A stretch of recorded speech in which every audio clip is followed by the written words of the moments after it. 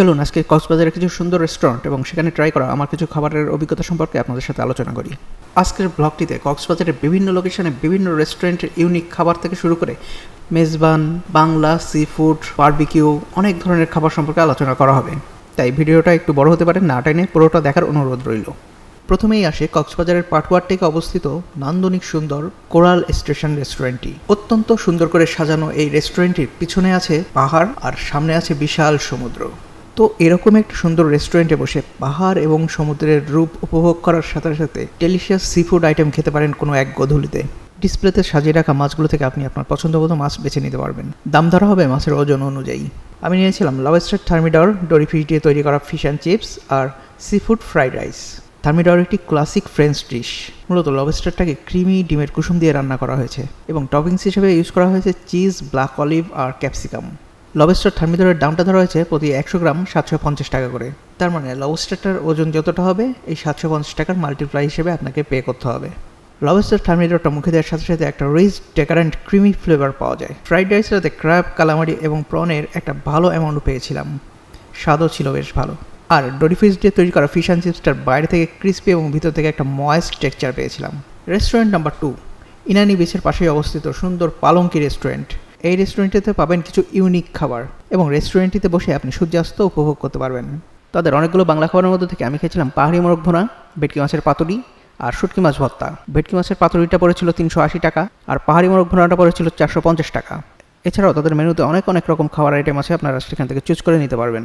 Sea food, barbecue এবং অন্যান্য বাংলা খাবার খাওয়ার জন্য চলে যেতে পারেন কলাতলির পাশে অবস্থিত শালিক রেস্টুরেন্টটিতে। এখানে অনেক রকম সামুদ্রিক মাছ পেয়ে যাবেন, পছন্দ মতো বেছে নিতে পারবেন এবং সেটা আপনার সামনেই বারবিকিউ করা হবে। আমরা নিয়েছিলাম একটা রেড স্ন্যাপার বারবিকিউ। বিভিন্ন মশলা দিয়ে রেড স্ন্যাপারটাকে কয়লার উপরে পোড়ানোর ফলে একটা স্মোকি ফ্লেভার পাওয়া যায়, সাথে স্বাদটা কিন্তু অসাধারণ লাগে।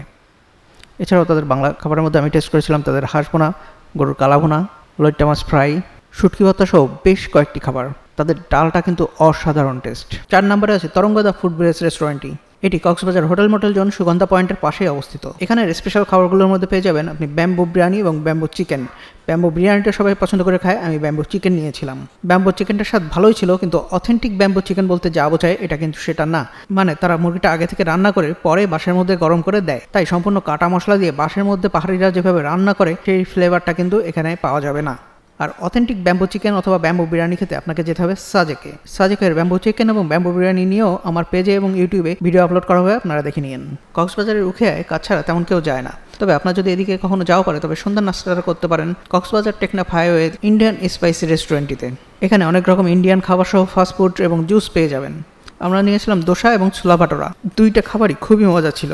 উখিয়া যাওয়ার আগে স্পেশাল ফুড সার্ভিস নামক এই রেস্টুরেন্টটিতে খেয়েছিলাম মেজবান এবং চনার ডাল। মেজবান সাধারণত গরুর কলিজা, হাড্ডি সব কিছু দিয়ে রান্না হলেও এখানকার মেজবানটা ছিল পুরাই সলিড মাংসের, তবে স্বাদটা ছিল খুবই ভালো। কক্সবাজারে এসে বিরিয়ানি খাইতে মন চাইলে চলে যেতে পারেন হোটেল মোটেল জোনের এই কাচ্চি ডাইনে। এখানকার বাসমতি চালের কাচ্চি বিরিয়ানিটা বেশ ভালোই লেগেছে, সাথে গরুর রেজালাটা অনেক বেশি মজার ছিল। তাদের রোস্টটাও মোটামুটি ভালো ছিল, কিন্তু টিকিয়াটা জমেনি। বোরহানিটা বেশ ভালোই ছিল। অসংখ্য ধন্যবাদ সময় নিয়ে আমার ভিডিওটি দেখার জন্য। এরকম আরও ফুড রিভিউ এবং দেশের বিভিন্ন এলাকায় ভ্রমণের তথ্য পেতে আমার ইউটিউব চ্যানেল এবং ফেসবুক পেজটি লাইক, ফলো এবং সাবস্ক্রাইব করে রাখুন।